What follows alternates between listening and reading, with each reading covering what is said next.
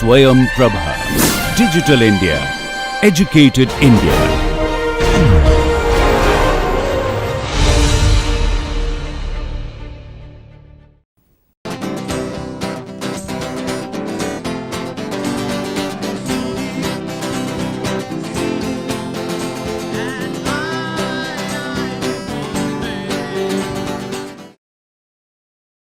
Namaste and welcome back to the video course on watershed management. In module number 8, in lecture number 32, we will discuss today urban drainage system. So, some of the important topics covered in this lecture include urban flooding, disaster risk management, urban drainage system, design requirements, roadside drainage design. Some of the keywords for today's lecture: urban flooding, drainage system design, risk management and roadside drain. So, as we were discussing earlier, so when we discuss about watershed management, so we are taking it as a holistic way. So, we have to see the urban areas also, and then we have to see the stormwater management within the watershed, and then we have to see the related flooding and overall say the stormwater management within the system. So, as we discussed in the last lecture, so the stormwater system we can design a separate system or combined system, and then say whenever the urbanization takes place, there is lot of changes to the watershed, and the time of concentration reduces, and the peak to the hydrograph, the peak of the hydrograph increases. So, like that a number of hydrological changes takes place with respect to the runoff taking place within the watershed due to the urbanization. So, due to all this, as we discussed, there is good chance of say increased chance of flooding within the watershed. So, that way we should do appropriate flood management say planning as far as the watershed is concerned. So, some of the causes of urban flooding say here I have mentioned. So, it can be, as we discussed, a large increase in concrete or impervious surfaces, or unplanned usage of urban land, or lack of proper drainage, or loss of wetlands, or it can be less groundwater usage or recharge, tidal effects, or very heavy storms, or cloud bursts, or say like a climate change effect. So, there can be number of such causes as far as urban flooding is concerned. So, say lot of changes takes place due to the urbanization to the considered watershed. So, that way the impervious surface area increases, and then wetlands will be lost many locations, and then if there is no sufficient drainage or the drainage is not proper, then the chances of flooding increases. So, that way we can see that in most of the urbanized watershed, say there is problems of flooding. So, the problems of flooding are increasing, and then we should have appropriate plans when we deal with the watershed management. So, now let us look into what are the things which we can do to deal with this kinds of urban flooding, say on a watershed basis. So, in this slide, some of the important points related to urban flood disaster risk management are mentioned. So, as we discussed, say to deal with this kinds of urban flooding, we have to develop appropriate coping strategies and disaster reduction plans, along with the greater awareness of how to reduce risk. So, that is the high priority as far as watershed development and plans are concerned. So, there can be number of strategies. So, strategies like we can go for enhanced national, state and local scale advocacy, partnerships and knowledge management. So, we can get to say all the data and then come up with certain decision support systems, which can clearly say that what are the possible ways to reduce the flood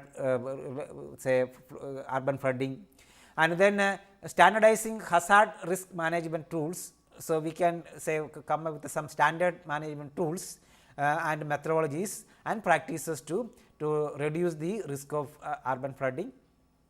Then developing integrated and coordinated approaches. So, As far as the flooding is concerned, say as we discussed in the previous lecture also, it is not only simply the stormwater drainage which we have to manage, but we should look into holistic say watershed management, including LID schemes or low infrastructure developments or the integrated stormwater management schemes. So, like that as we discussed in the previous lecture.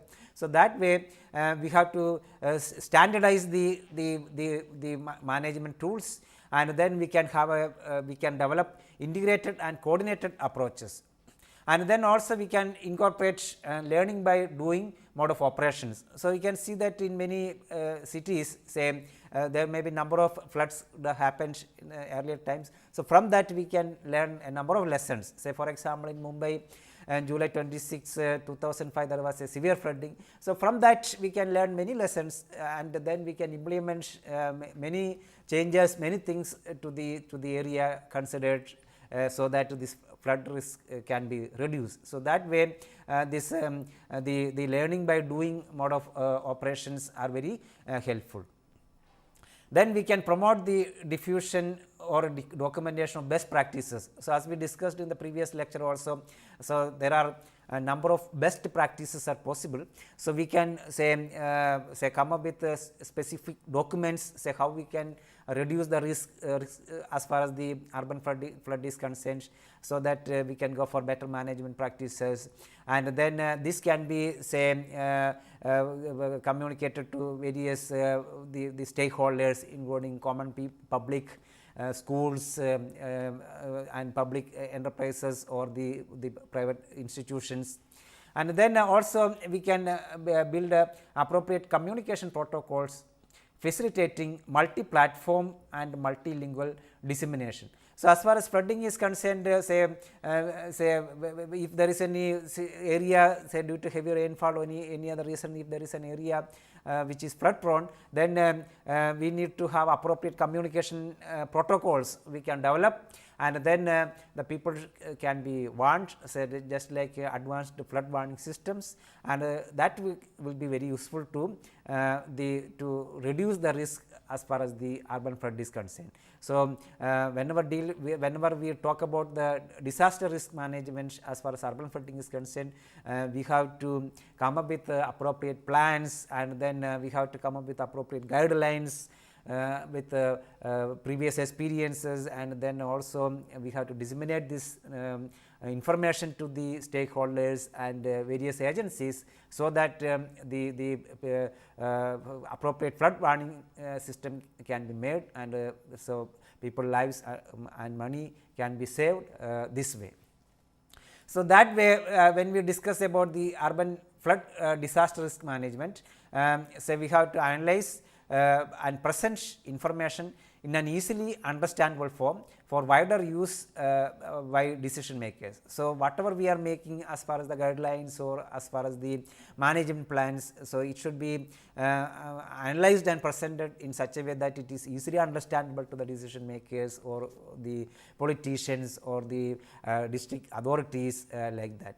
And then we can encourage integrated approaches of project implementation based on master plan. So, each urbanized watershed is concerned, we can come up with certain master plans, and then we can have integrated approaches as far as the project implementation is concerned, so that the flood risk can be reduced.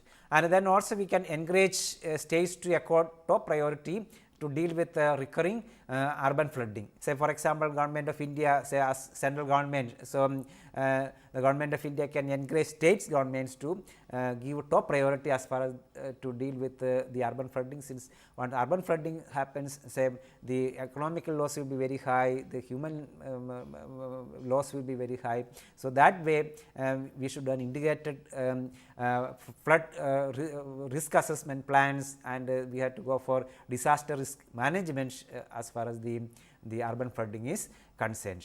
So, whenever we deal with the urban flooding, number of difficulties are there. So, some of the difficulties I have listed here, like a comprehensive risk assessment, then factoring risk in development planning, coordination among different institutions, lack of information sharing, disintegrated investment decisions, lack of consultation with stakeholders, etc. So, like that, when we look into urban flood management, like whenever we look into disaster risk management, say number of problems are there. So, say most of the time number of agencies will be working as far as the urban flood risk assessment and management is concerned. So, we have to coordinate these agencies, and then most of the time the stakeholders, those who are affected by these floods, they will not have sufficient information. So, we have to consult with them, and then we have to disseminate the knowledge, and then we have to we should have comprehensive risk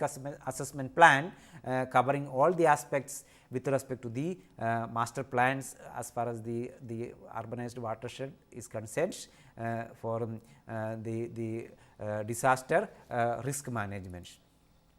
So, now say we were discussing say when we deal with the urban flooding, say it is always better to deal with on a watershed scale or on a catchment scale. So, that the hydrological unit is considered in the plans as far as the urban flooding is concerned. So, now let us discuss the urban flood management within the perspective of watershed management. So, as we discussed, any planning for effective urban flood management has to take into the consideration of entire watershed. So, since watershed is defined in such a way that it is hydrological unit wherever we can have a single outlet where all the runoff will be coming through a single outlet. So, that way the watershed is the best unit to look into the urban flood management. So, then that way on watershed basis we can identify the problems, causes, and we can go for various remedial measures. And then also on watershed basis we can go for the preparedness and then mitigation as far as the flooding is concerned, what kind of mitigation measures to be undertaken. And then also, since watershed is a hydrologic unit, so when we look into early warning system and then communication, it is always better to be on watershed basis.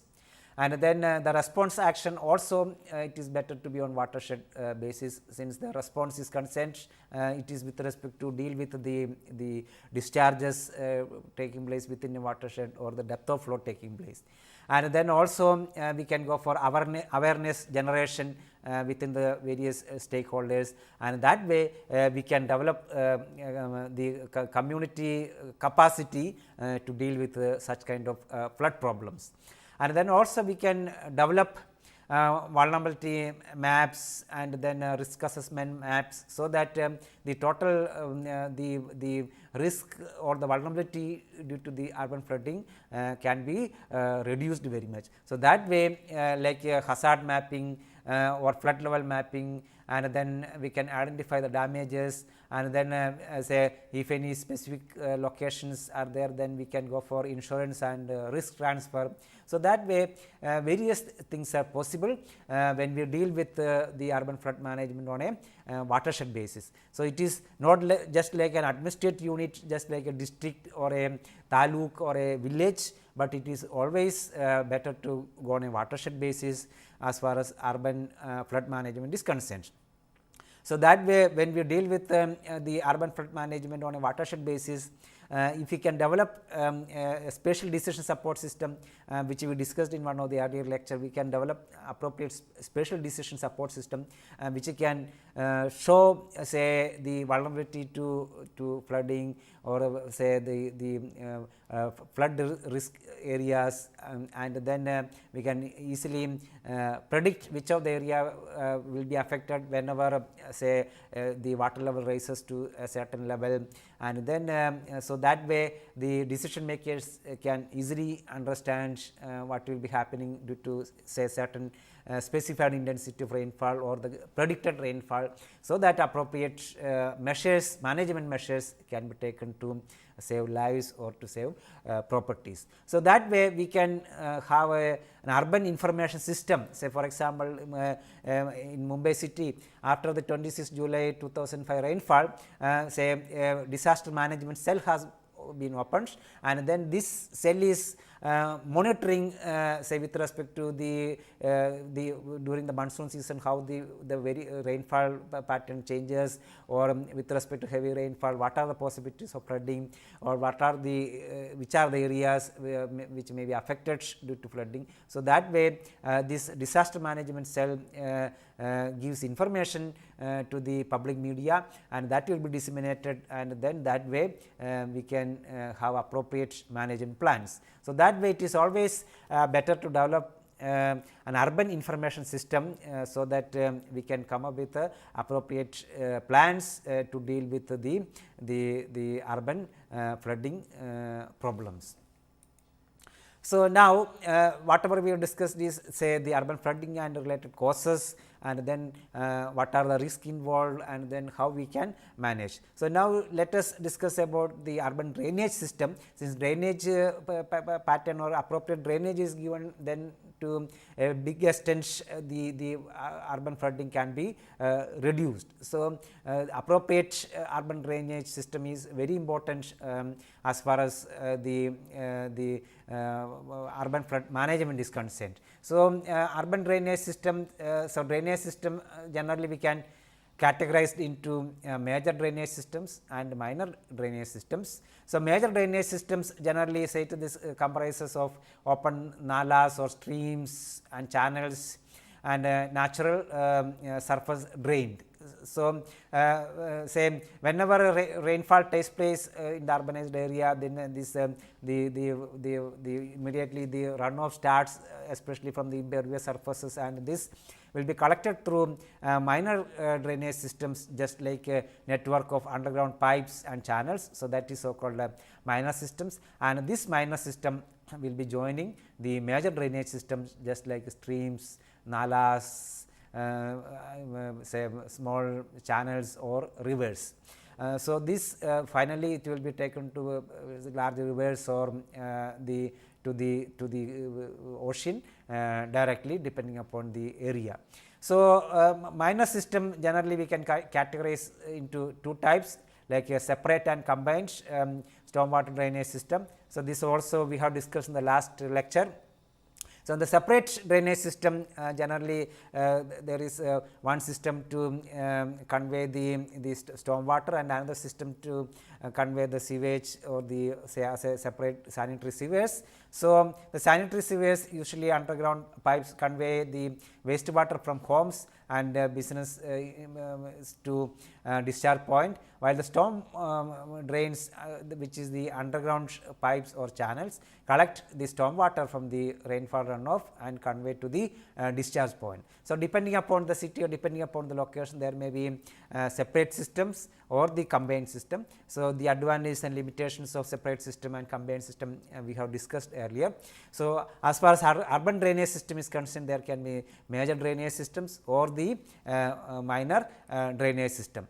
So, when we look into the urban drainage processes, so we can put it in a flow chart like this. So, the urban runoff is coming from precipitation or snow, say precipitation as rain or snow, and then if you consider the watershed area, there some area will be say pervious area and some area will be say urbanized or impervious area.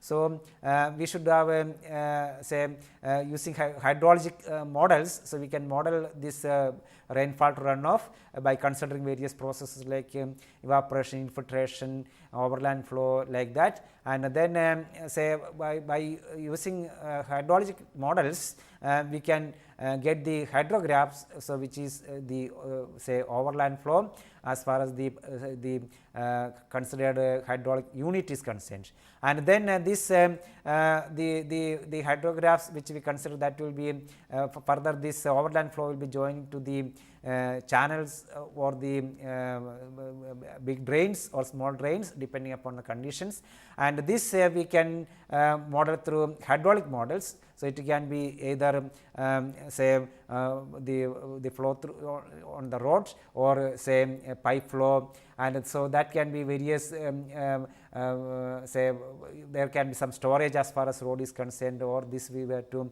route, and then most of the time we have to identify how much will be the depth of flow and how much is their discharge passing or flooding taking place. And then of course, as far as the main roads are concerned, number of upper tunnels will be there, roadside drains will be there, and then say the culverts will be there, then inlet will be there. So like that, number of upper tunnels will be there, roadside upper tunnels will be there. So this overland flow will be passed through the road to the upper tunnels to the major drains like a drain channel or pipe, and then that will be routed as drain flow, and that will be the discharge which is coming to a major channel, stream or river, and that will be further routed. So that way, when we discuss with the urban drainage processes, so we have to say deal with the hydrological aspects and the hydraulic aspects. So we need to have hydrologic models, so which converts the precipitation to runoff. So that can be mainly for overland flow conditions, and then we should have hydraulic models which will be routing this runoff through the roads, through the roadside drains, through various appurtenances, and then through drainage channels or pipes, and to the main drainage system or the main nahala or the streams or river. So that is the way we have to model the urban drainage system, say starting from the precipitation to the runoff to the main river or channel, say through various say overland flow conditions or road flow on the road or the small drains pipes, like that. So this flow chart shows a typical hydraulic process as far as urban hydrology is concerned. So now let us look into various aspects as far as stormwater drainage system is concerned. So as we discussed, say this total stormwater system can be a major stormwater system or minor stormwater system. Major system include the small channels, nalas and rivers. Minor mainly consists pipe drains or small drains, open channel drains. So we should have an inventory of all this drainage system within the area which we consider. So most of the time we can do this through a GIS platform, so that we can identify the locations easily, where is the major drainage system, where are the minor systems, so like that. So we should have an inventory, so as far as with respect to the watershed, to enable proper hydrologic and hydraulic analysis, and ward or say particular locality based, to enable coordinated administrative management. So most of the time administration is concerned, it is the administrative area will not be most of the time the watershed based. So that way say many of these local administrations have to coordinate together. So it is always better to have an inventory of the drainage system, the major drainage system as well as the minor drainage system. So as far as minor drainage systems concerned, we should map this minor drainage systems clearly, showing the interconnections with the major systems besides the cross connection with the sewer lines. So say if there is any cross connection with the sewer lines for the minor stormwater drainage system, that should be also clearly shown, and all the interconnections should be shown, and then where these minor systems join the major systems also should be clearly shown. And then as far as major system is concerned, we should map clearly with delineation, demarcation and details of cross sections, then slopes, drain crossings including natural formations and man-made structures. So all this say we should have appropriate inventory within a GIS platform, so that say whenever we are having a flooding warning systems, a flood warning system which predicts flooding, so that we can easily identify which area will be flooded and what kind of appropriate measures to be taken, so that we can save lives and property. So that way appropriate inventory in a GIS platform helps to reduce the flood related problems. So, now let us look, so we were discussing about the urban drainage systems. So, whenever we are going to design an appropriate urban drainage design, say we have to meet with certain requirements. So, let us look into various aspects as far as the urban drainage design requirements are concerned. So, the development of an adequate and functioning drainage system based on sound hydrologic and hydraulic design principle we should have. So, we have to see the hydrologic principles. So, like rainfall to runoff, and then how the flood routing all takes place. So, that we have to get through a hydraulic design. Then design of an urban drainage system requires knowledge of the catchment area and topography, then urbanization details, rainfall intensity, hydrology, hydraulics, etc. So, the number of factors, number of things we have to consider when we go for urban drainage designs, like the catchment area, its topography, then the rainfall details, and then the hydraulics details, etc. Then as we discussed, most of the time it is always better to go for watershed or catchment as basis as far as urban drainage design is concerned. So, that way we should have the contours of the watershed, so that we can easily determine the boundaries of the watershed or the catchments for computing the directions of flow. So, as we discussed earlier, based upon the contours and then the topo sheet details, we can come up with a digital elevation model. So, this digital elevation model as shown here, that indicates the flow directions, and then how the if a flood takes place, how it will be affecting the watershed. Then say as far as rainfall is concerned, another important data. So, for design of a drainage system, the conventional practice is to choose an appropriate statistically relevant design storm to establish the stormwater flows to be conveyed based on existing national and international practices. So, certain codes are there, Indian standard codes or international standard codes. So, accordingly we should consider, say, how much rainfall intensity or intensity, duration, frequency curve, say for example, depending upon the importance of the areas, just like airport, we need a say maximum consideration, or say roads, or say specified installations. So, like that we have to consider. Then we can also come up with the design storms, which are generally estimated from rainfall data records for a long time, and then we can come up with the intensity, duration, frequency curves. So, which shows the relationships between the rainfall intensity and then its possibility of occurrence.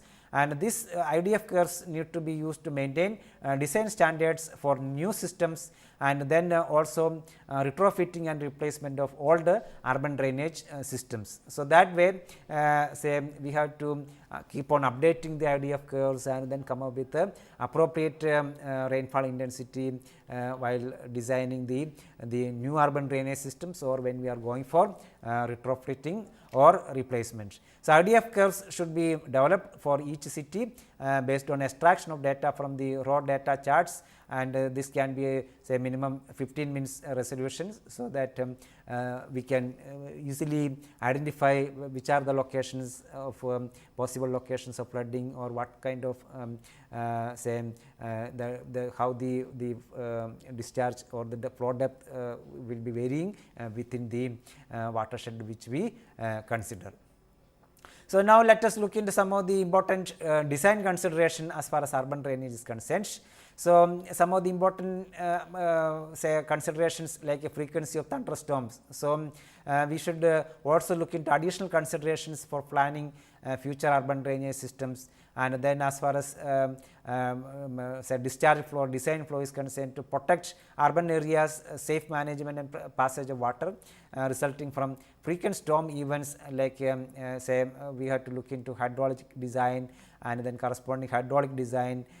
So, there should be adequate capacity as far as the drainage system is concerned. So, we have to consider this design flow.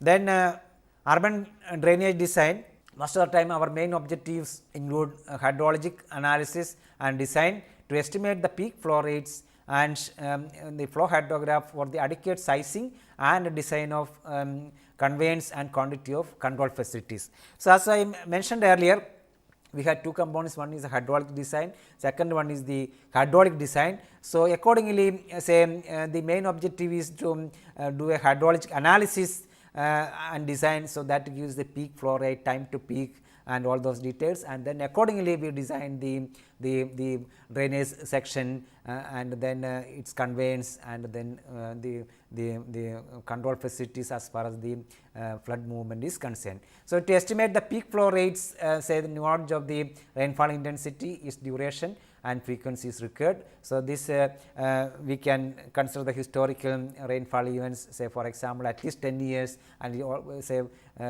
always if you can have more data like 50 years or 100 years of data, we can analyze and then come up with say appropriate levels of say as far as design flow is concerned, depending upon the area which we consider. Then say when we look into urban drainage design, say we have to deal with a number of problems. So, like say some of the important problems are listed here, like increasing rainfall intensities. So, in the last few decades you can see that many cities like Mumbai, Kolkata, then Chennai etc. are affected by high intensity short duration rainfalls, and this rainfall causes heavy flooding and large losses as far as the human life and property are concerned. So, this can be due to various reasons like cloud burst or the urban heat islands problems or climate change impacts. So, that way we have to deal with increasing rainfall intensities induced by climate change, urban heat islands or other factors which will possibly result in varying return periods for a given intensity of rainfall.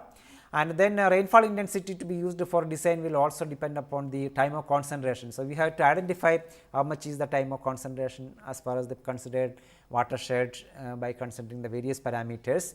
And then if higher the catchment area, higher will be the time of concentration and lower will be the design rainfall intensity, other factors remaining the same. But we have also have to see the effects like tidal effects, say for example, in cities like coastal cities like Mumbai or Chennai are affected by the tidal effects also. So, we have to see simultaneously not only related to the rainfall runoff pattern, but also the tidal effects.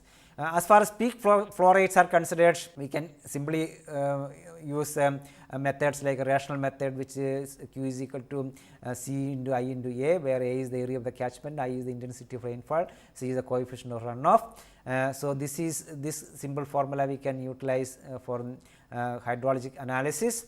And then say we can say as far as this rational formula is concerned, approximations based on runoff coefficient and rainfall intensity and area of catchment. So, that way we can easily do calculations and designs as far as the hydrology is concerned. And then hydraulic design, say just like the cross section of the drainage system, we can use simple equations like Manning's equations or Chessie's equations for simple design. But whenever we are looking for the routing flood routing is concerned, we have to go for numerical techniques and softwares like HEC, HMS or HEC, RAS type of modeling tools. So, for simple channel design, we can use Manning's equation like Q is equal to A into R to the power 2 by 3 S to the power 1 by 2 divided by N, where N is the Manning's reference coefficient, A is the area of cross section, R is the hydraulic radius and S is the slope. For computation of water level profiles in the drainage systems or channel rivers, say we can go for suitable softwares for flood routing, just like public domain softwares like HEC HMS for hydrologic modeling of the watershed, and then HEC RES for river modeling, or we can go for software like SWMM stormwater management model for sewer drainage design.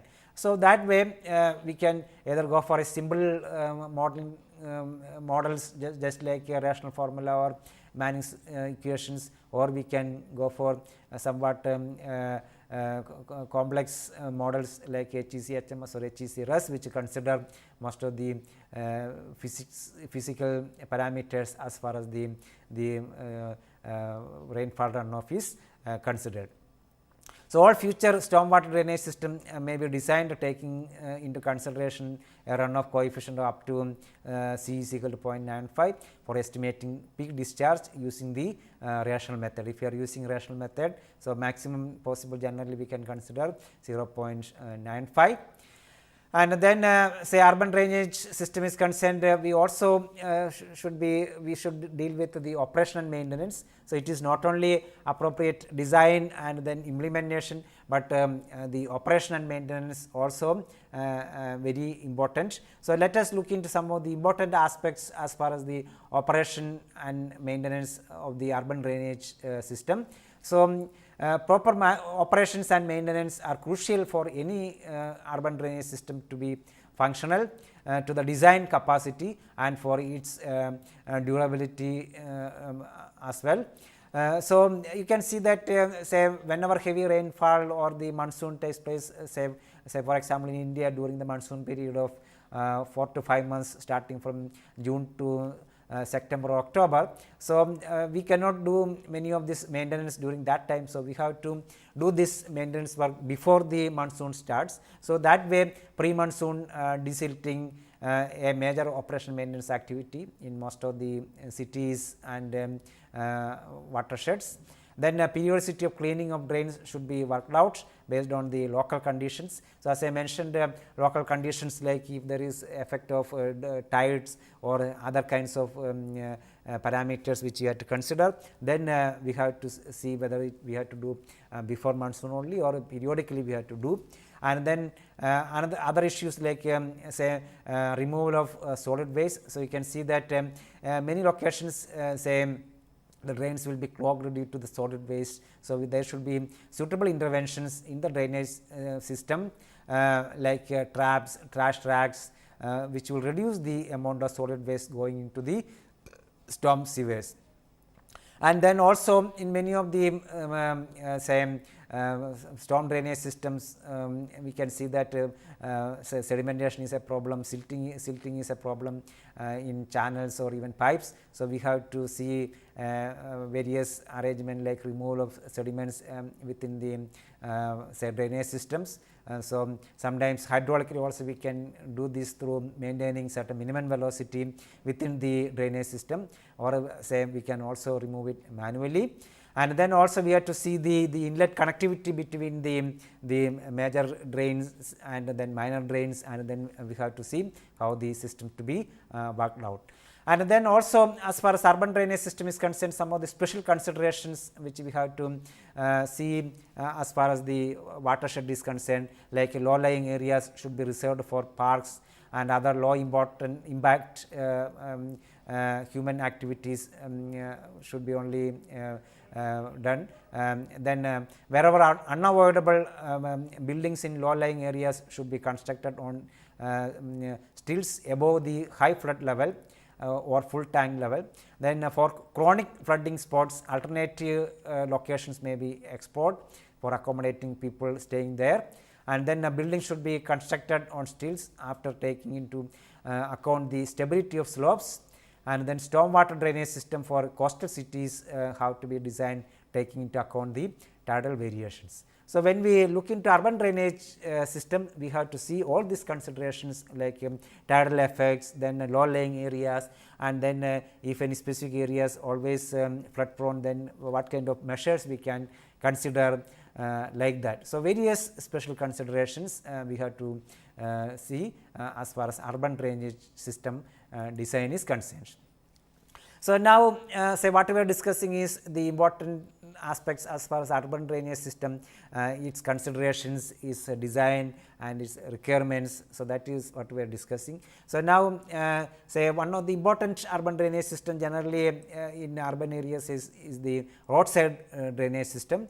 So, say if we have appropriate roadside drainage system, we can see that in most of the urban areas we can reduce the flooding problems to certain extent. So, as I mentioned earlier, there was a heavy flooding in on 26 July 2005 in Mumbai due to cloud burst effects of rainfall of about more than 940 mm in a time span of 24 hours, and then also high tidal effects. So, due to this there were heavy flooding in many locations of Mumbai city, and number of people died, and then there was huge economic loss. So, that way then we were asked to look into the roadside drainage system as far as the Mumbai city is concerned. Most of the important roads of Mumbai cities are concerned.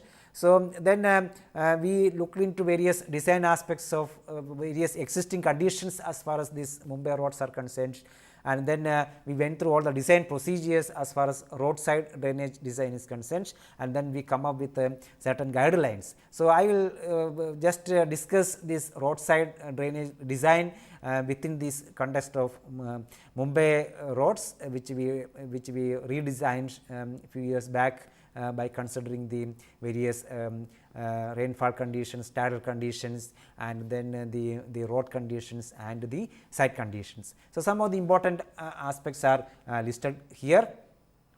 So, as I mentioned, roadside drainage is integral part of urban drainage systems. So, this is actually storm drainage. So, whatever the storm water from the nearby areas, it will be mainly coming through these roadside drains, and then it will be going to these larger drainage systems or the nalas or channels.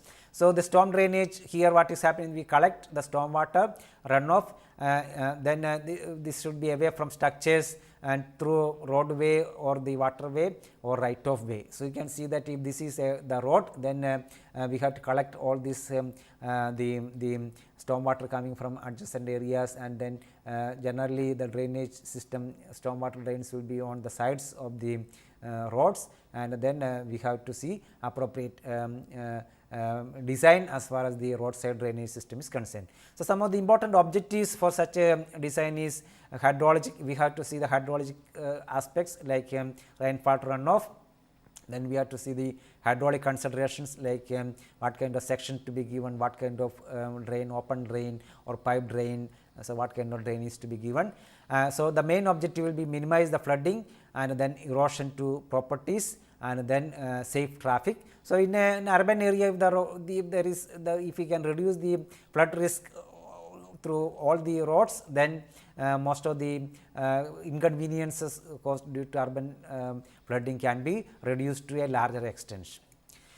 So, that way we have to see, say when we design the roadside drain, we have to see the road layout, and then various junctions, various flyovers, and various natural drains coming, and then wherever say the cross drainage systems, and then the directions, then the slope. All these important aspects we have to consider when we look into roadside drainage design. So, as I mentioned, say we have formulated the design steps. So, some of the important design steps we will discuss here. So, design problem and design criteria specification. So, we should see what kind of design we are looking for, then what kind of locality, whether just like a crowded place like in Mumbai or a small city where not much crowd is there. So, accordingly we have to see the roadside drainage design. Then the system drainage area definition and preliminary layout. So, we should get the road layout, accordingly we should go for the drainage and then the drainage area.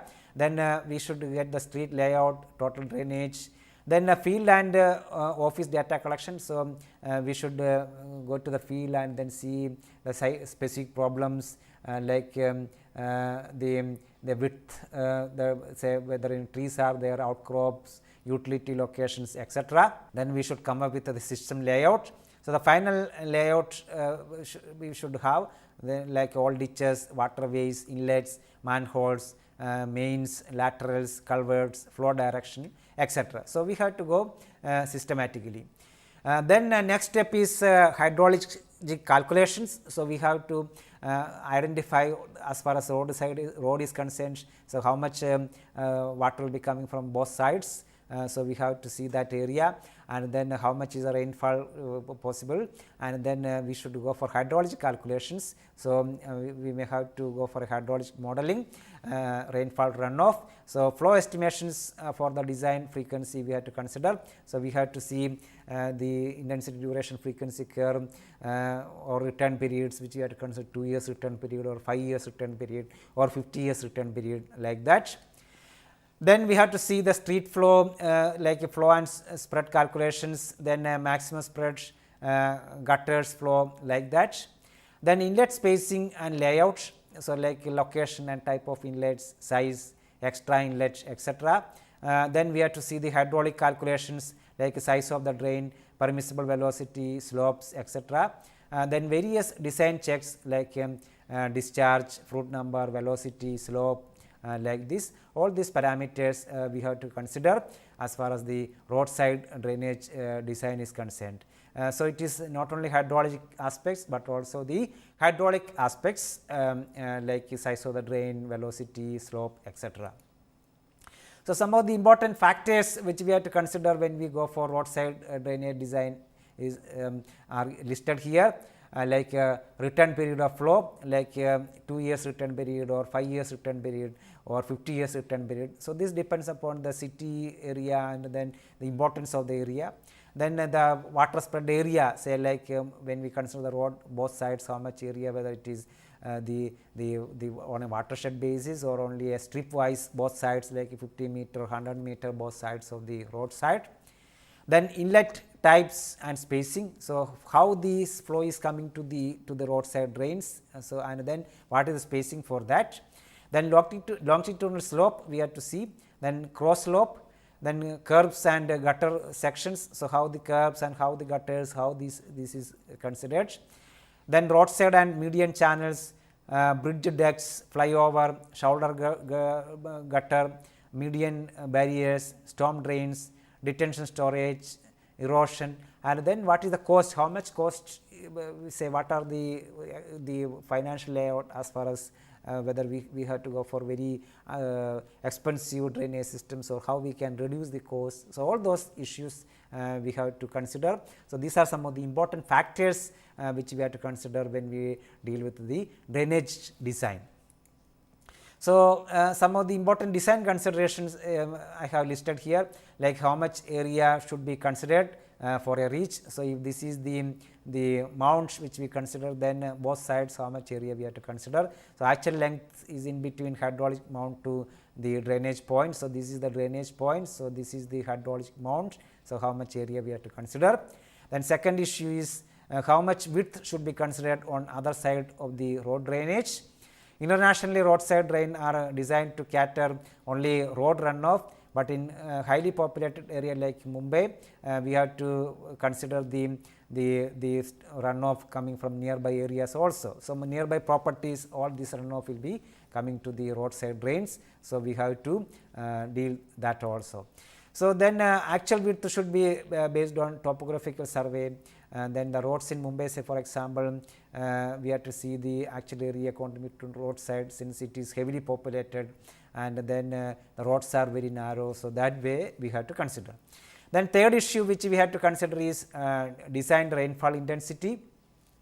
Generally rainfall intensity with 10-year return period is considered. Say for important roads it should be about 50-year return period, say like roads connected to airport area, like that. Then should be based on time of concentration and then intensity duration frequency curve. So Indian road concretes, say for example, recommends time of concentration as made of two time periods. One is the time required for the rainwater to flow over the road surface and enter into the drain, and then time of flow in the drains. So this is demonstrated. So this is, see, this is center line of the road, this is the road. So this is T1, the time of this flow to enter to this outside drain, and then T2 is, say this, say how much time to reach the main drain or nala or the channel. So that way we have to consider the time of concentration is equal to T1 plus T2. So, some of the important design considerations, say for example, if you consider Indian Road Congress manual number 50, say for example, Mumbai they suggest say minimum 50 mm per hour rainfall, then the values are worked out assuming time of concentration of 30 minutes, then rate of rainfall is 62.5 mm per hour with a return period of 2 years, and then average runoff coefficient to be considered 0.6. So, these are the details as given for given in IRC 50. And then type of surface like bituminous, the runoff coefficient can be 0.8 to 0.9, impervious soil 0.44 to 0.65. So, like that depending upon the area we can consider the runoff coefficient. Then say as far as hydraulic design is concerned, if you use the Manning's equations, then Manning's coefficient value we have to consider. So, if it is concrete channel, then it can vary from 0.013 to 0.017. So, for various surface characteristics, the range of n is given here. This we can get from standard literature. The next important design concerns permissible velocity in the road drains. So, as far as RCC drains, if we consider allowable maximum velocity 6 meter per second and minimum velocity say up to say 0.30 centimeter per second, and but even the 6 meter per maximum is allowed, but it is restricted generally to 3 meter per second as per Indian Road Congress codes. Then another important aspect is width and depth. So, the width is as per the local width available for the construction of the drains. Then depth should be estimated based on Manning's formula. As far as possible, we can go for rectangular drains. Then economical section is the width is equal to 2 times depth, and some places we may have to, if we are going for open drains, some places we may have to go for further pipe drains.